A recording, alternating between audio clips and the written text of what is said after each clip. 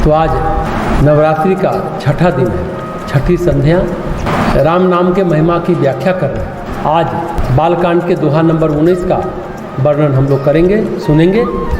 वर्षा ऋतु रघुपति भगति, तुलसी साली सुदास, राम नाम बर बरज जुग, सावन भादव मास। ये बालकांड का 19वां दोहा है। श्री रघुनाथ जी की भक्ति वर्षा ऋतु है। तुलसीदास जी कहते हैं उत्तम सेवक गण धान है और राम राम नाम के वो सुंदर अक्षर सावन भादों के महीने हैं। कितनी अच्छी उपमा गोस्वामी जी देते हैं। तुलसीदास जी महाराज भक्ति, भगवान, भक्त की बात करते हैं। कहते हैं भक्ति तो सब पर होती है, पर उसे ग्रहण कोई कोई करता है। भक्ति होती है वर्षा ऋतु की तरह, भगवत कृपा की तरह आसमान से बरसती है। भगवत कृपा की वर्षा होती है, अंतरिक्ष से बरसती है, भगवान की तरफ से बरसती है। वैसे ही होती है भक्ति, लेकिन कोई कोई उसे ग्रहण करता है। तुलसीदास जी कहते हैं साली सुदास, सुदास मतलब सेवक, भक्त। कौन है धान?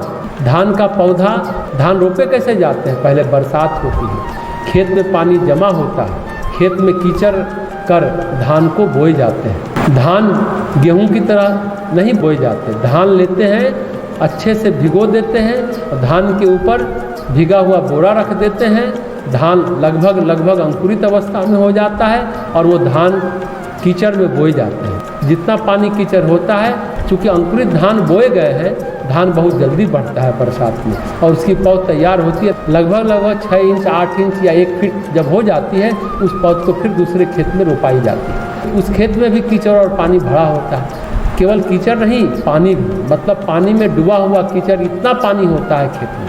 उस कीचड़ वाले पानी वाले खेत को जोतते हैं बख्खर से।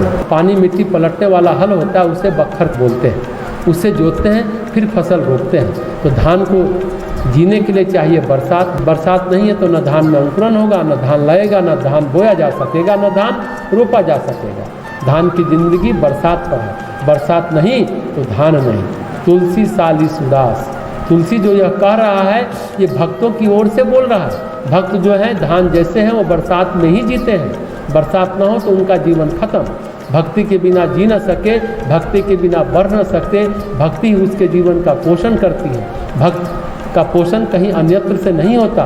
संसार की कोई भी बात, कोई भी घटना, अच्छी या बुरी, भक्त को न तो असंतुष्ट कर सकती है और न संतुष्ट कर सकती है, न उसे परेशान कर सकती है, न उसे विकल और व्याकुल कर सकती है। भक्त अपने ही धुन में मस्त रहता है, वो भक्ति की धुन में मस्त रहता है। उसका भोजन, उसका पानी आसमान से आता है। कैसे?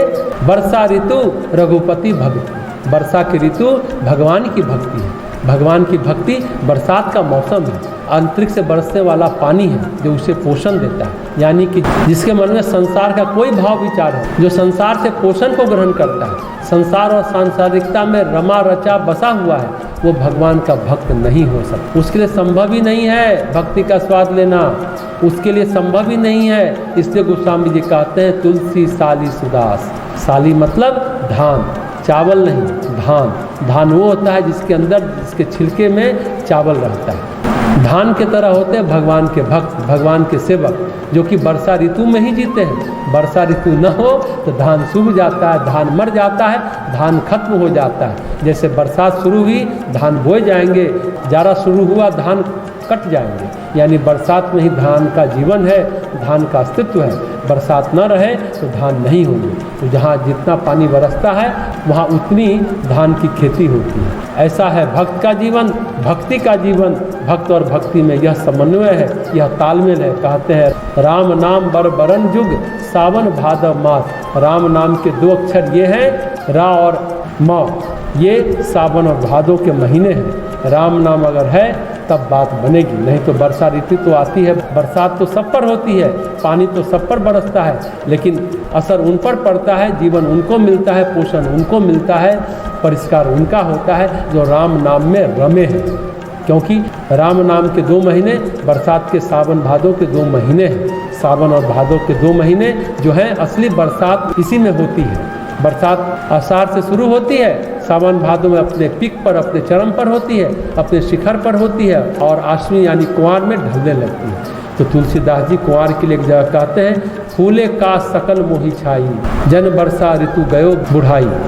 देखो लक्ष्मण, काश के सफ़ेद फूल होते हैं, बूढ़े लोगों के सफ़ेद बाल की तरह। बूढ़े आदमी का बाल सफ़ेद होता है। ये काश जो है, ये काश नहीं है, ये बुढ़िया के बाल है। ये बुढ़िया कौन है? बरसात। ये बुढ़ा गई कैसे? देखो इसके सफ़ेद बाल हो गए, काश में फूल निकले हैं। देखेंगे एकदम सफ़ेद सफ़ेद, दूर तक देखते हैं मैदान में, पूरे जंगल में। तो जो आषाढ़ में पैदा हुई, सावन भादों में जवान हुई, कुंवार में बुढ़ा गई। तो वो कौन है? तो बरसात है। तो उसका शिखर, उसका चरम, उसका यौवन, उसका सौंदर्य बरसात है। बरसात का समूचा सौंदर्य सावन भादों में प्रकट होता है। और ये सावन भादो क्या है? राम नाम के 2 अक्षर। गोस्वामी जी कहते हैं ऐसी है राम नाम की महिमा। राम नाम के 2 अक्षर भक्ति को आकर्षित करते हैं। भक्ति कौन है? वर्षा ऋतु की तरह सेवकों को, भक्तों को जीवन देते हैं। भक्त कौन है? धान के पौधे की तरह जिनका जीवन बरसात में ही रहता है। आषाढ़ से शुरू, कुंवार में खत्म, आश्विन में धान कटने शुरू हो जाते हैं। 4 महीने धान की फसल होती है। कहते हैं ऐसी है राम नाम की महिमा। राम नाम कैसा है? यह भक्ति को बढ़ाता है।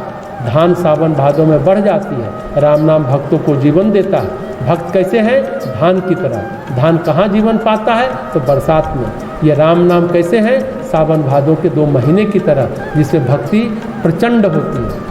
भक्त का जीवन पोषित होता है, आह्लादित होता है, पुलकित होता है। तो ऐसे है राम नाम जो भक्त को, जो भक्ति को जो पोषण दे, बढ़ाए, जीवन दे। भक्त वो जिसको संसार से कोई काम नहीं है। धान को न जाड़े से कोई काम है, न गर्मी से कोई काम। संसार और सांसारिकता में जो रस लेता है वो भक्त नहीं होता। भक्त तो केवल भगवान में और भक्ति में रस लेता है। और जीवन में जो आफत आए, जो विपत आए, उसको सहन करता है। उसको कोई फर्क नहीं पड़ता। मीरा को जहर मिलता है तो सहन करती है, सांप का पिटारा मिलता है तो सहन करती है। ऐसे भक्त में सांसारिकता का विष पचाने की ताकत आ जाती है। अद्भुत होता है उसका जीवन। कहीं पर भी रहता है बस भगवान की ओर उन्मुख रहता है। उसको पोषण, उसकी संजीवनी शक्ति है राम नाम। राम नाम लेते हुए उसका जीवन पुष्पित, पल्लवित, विकसित होता रहता है। तो आज की बात समाप्त करते हैं।